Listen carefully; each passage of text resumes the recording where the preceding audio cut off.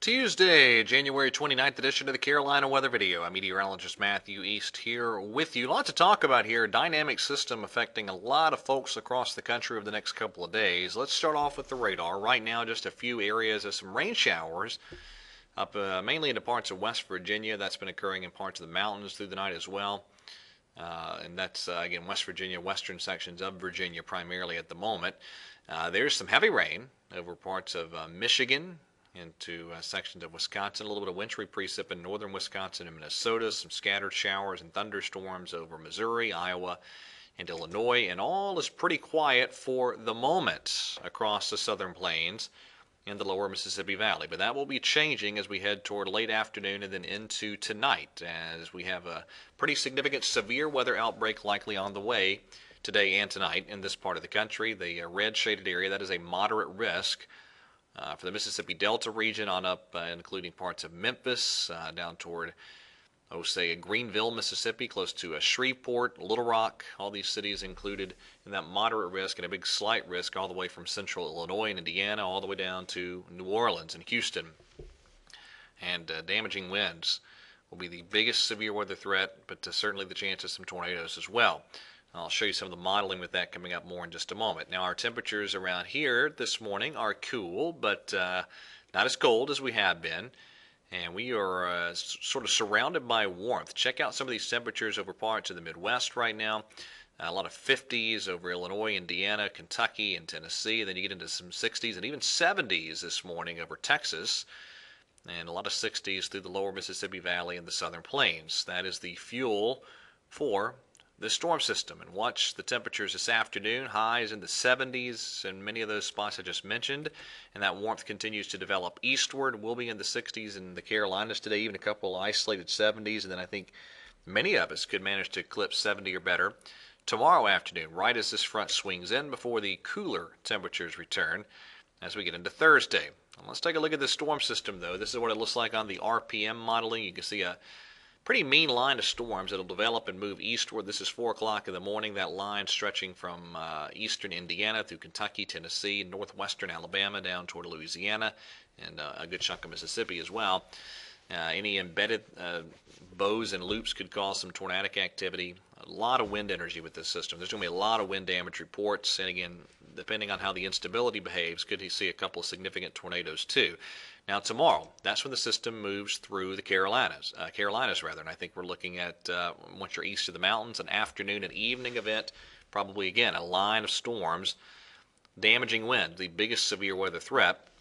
And actually, when I say a line of storms, I really mean a line of heavy rain. There might be very little lightning involved, but a line of some heavy rain, tons and tons of wind energy in the atmosphere. And when you get those showers and areas of rain moving through, it'll tap that wind energy aloft. And I think, again, there's going to be a good number of wind damage reports across the region. And the isolated tornadic potential is there as well. Look at the wind data here on Stormcast tomorrow, late in the day. These are sustained winds, upwards of 30 miles an hour, and certainly gusts will be higher. And again, there's your day 2 severe weather outlook area. Slight risk covering much of the region. Damaging winds, the biggest threat, but there could be some isolated tornadoes as well. Finally, a good rain event, over an inch, maybe over 2 inches in some mountain spots, and at least over a half inch, maybe over an inch in many foothill and Piedmont locations as well. All right, on to the modeling here. There's a look at the upper level chart, 500 millibar chart off the European, and see a lot of energy rounding the base of that trough this afternoon over Texas and Oklahoma. And then that swings in somewhat of a negative tilt fashion here into the eastern seaboard region as we get into late tomorrow. And then following that system, just wanted to show you this, following that trough rather, you have one little clipper move in Friday and another one later in the weekend. I'll talk about that more coming up in just a moment. Let's talk about this storm system, though. Instability values here. This is the surface-based cape off of the Nam Ballad in the wee hours of tomorrow morning. So you're looking at pretty good instability values for this time of year over parts of Louisiana, Arkansas, up into Missouri, western Tennessee, and western Mississippi. And that correlates very well with that day 1 severe weather outlook. And your moderate risk, once this pops up for us here, There you go, moderate risk over the areas I showed you earlier in the video. And here's your tornado probabilities. You have a big hatched area from Texas into Mississippi up into Missouri.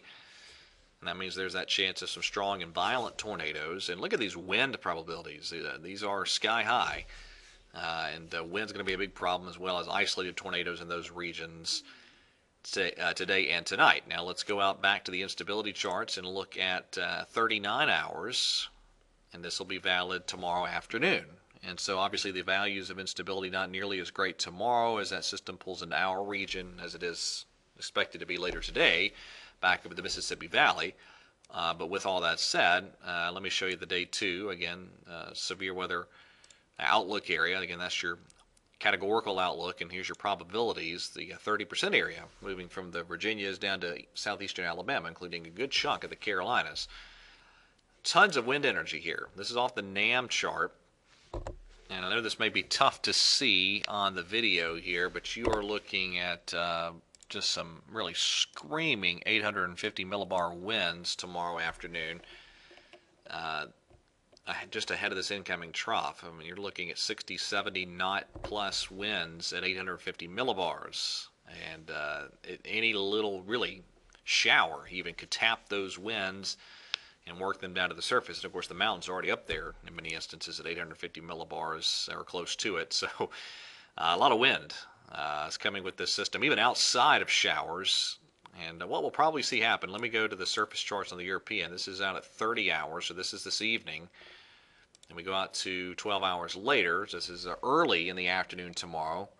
And then there's the activity developing in as we get into tomorrow afternoon and tomorrow evening, and continuing to progress further to the east as we get through tomorrow night. So we probably have a line of thunderstorms, or I keep saying thunderstorms, a line of rain, maybe a few embedded thunderstorms, and that's really going to draw that wind energy from aloft down to the surface. All right, let me see what the other item I wanted to show you here. Let me continue with the European model. There's the chillier air returning for Thursday, and we're back into the 40s for highs in many spots in the Piedmont for Thursday and Friday. And I mentioned those clippers. There's that clipper on Friday. That's probably going to bring a quick little shot of a little bit of snow to the mountains Thursday night into Friday morning. And then the weekend clipper, there's what it looks like on the GFS. The European doesn't have a lot of precip, but that's the GFS. And the Canadian, really the most bullish with precip with that weekend clipper. There you go, Saturday night. Actually getting a little bit of precip to make it east of the mountains and down into the Tennessee Valley too. So we'll see how that weekend clipper behaves, if it tries to dig enough to maybe generate a little bit of precip in the colder air as we get into the weekend. All right, that is it for today's edition of the Carolina Weather Video. Have a great Tuesday, and God bless.